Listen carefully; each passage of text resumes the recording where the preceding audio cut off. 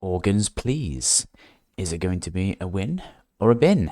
Let's have a quick read through of the description on Steam. A dark and satirical management sim where you take control of a recycling factory with a twist. It recycles humans. Your job is to decide who gets to escape our dying planet in a cozy spaceship and who sacrifices their blood, sweat and tears for humanity. Literally. Now, this has been out for a while in early access for a few months, but the full release, I believe, is at the start of April, and I've been asked to give this a review by the developer.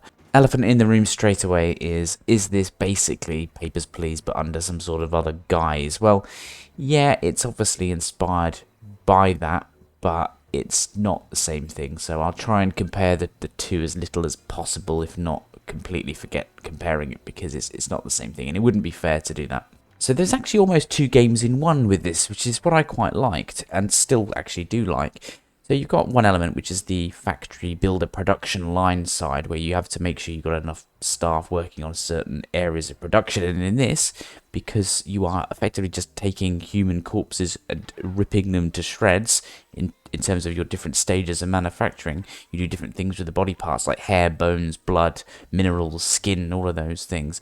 But it's all about the production line, so it's which staff do you place. Are you going to have more staff on one to buff it, make it a bit quicker, that sort of thing? And you get different targets to produce certain types of products quicker, and you get paid for them, that sort of thing. So you've got the production management, which is part of it. The other part is making sure, or just vetting anybody who's coming to your desk. There's a big spaceship, and certain people who are rated highly, as per their little card they give you, can make it onto the spaceship and head to safety because the world is ending and there's not many people left on the Earth. Other people you can either send to your production line to work if there's enough worker slots available. You can burn them to power the furnace, which powers basically making stuff, so that includes making the ship as well. That's part of the process, as well as the actual breaking up of human corpses. Or you can use them as a corpse. So if they don't have particularly good stats, they're no use on the ship. So you turn them into either basically ash, or you use them as part of this body breaking up process. The reason why you want good people on the ship is because it boosts your stats, and if you've got good people going on, your level increases in terms of the ship quality, in terms of who is actually on the ship, and it makes the building of the ship supposedly much quicker. There's always an element of the production process. One element is building aspects of the spaceship, the other is the body parts. So what do I like about this game? Well, the first thing is certainly the visuals. It's cartoony, it's fun, it just takes the real grim side of the subject matter away. I mean, a dying Earth, ripping human corpses to shreds, burning the corpses, or burning them alive, it seems. And it just makes that dark humour, well, it makes that dark subject matter humorous. And I think the visuals play a big part in that, so I think they do very well there. I really like the idea of the processing of humans for their parts. It's a unique idea, and if you zoom into all the different little sections of production, you can see a little bit happening, but it's not graphic enough for you to see much. But I think the idea of it is interesting to use those unneeded humans for actual profit making effectively, and for the use in the manufacturing of a big spaceship to get the more suitable people away from the planet. It's very challenging. There's lots to try and maintain at the same time. You've got a workflow of people coming to your desk for you to process, and you've also got to keep on top of that production. People get tired, people get stressed. You need to rest them, you need to make sure that you're utilizing the slots to their maximum, using money to add more buildings to your processing and your procedures. You can add more slots, you can make things more efficient just by spending money, and these are to hit targets, so you'll be receiving orders and objectives left, right and centre from different factions, which I'll explain in a moment, and you get money for them, and as I say, you use that to try and make the most of your production. But that in itself is actually a big challenge, and it's good. It's good. You want to be challenged. I do enjoy the individual employees as well. They have names. You can change the names. They've all got their own characteristics, which are buffs or debuffs.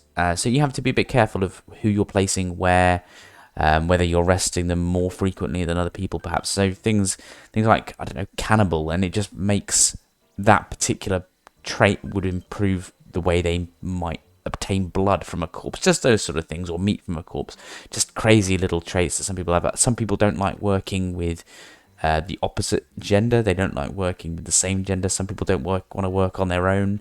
Some people don't want to work with an employee who's of a different level to them because they do level up. So you get fussy people, and you have to try and put them in the right place and stuff. So it's a bit of a puzzle in that respect as well. But certainly the characteristics are all kind of fun to read, and making sure that you're utilising that to the best of your ability is good. But this game is not without its flaws. Now, I mentioned a moment ago about factions. There are 4 factions in the game. They are well explained as to what they represent. They're all strange sort of groups of people within the game who are still on Earth. They're all trying to persuade you to do certain things all of the time. And I think that is what gets a bit annoying. They crop up every single day. There's 30 days in this game. You play one day at a time, but they're popping up every single time. They're asking you to do things. You can sometimes accept or reject certain tasks, and there are certain consequences, and you are advised to side with a certain team, or certain faction, should I say. But eventually it becomes really difficult because you're getting bugged so much all the time, and there's a little chart as well, and it tells you what each level of... Basically, if you do well for a faction, you go up a level, and those levels have different perks and things which are bad. And after a while, because they are always on you, you just lose a bit of focus on that. It gets a bit too much. So you've got a lot going on in this game as it is, and then you've got these factions to deal with. But it's not just a case of off the cuff, I'm going to do what this faction wants to do. You've got so many perks and things like that to keep track of, and it just becomes hard. And I eventually just accept or reject without really reading much, just because I can't be...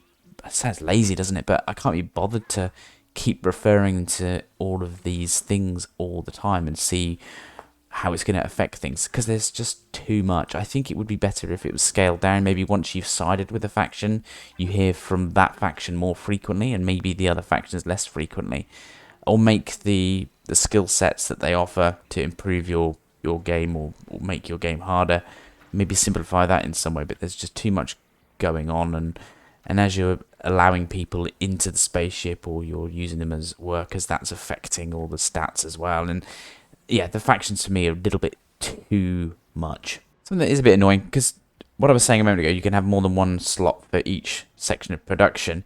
You can't assign more than one person at the same time. Certainly what I can't find an option to do that.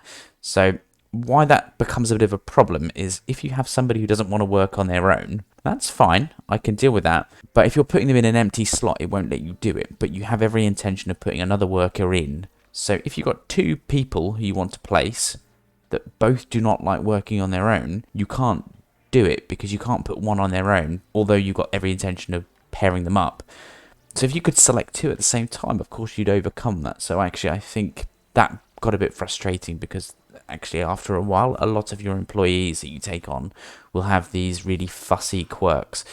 And yes, I get it, it's all part of the puzzle, which I like, and all part of the challenge. I like all of that.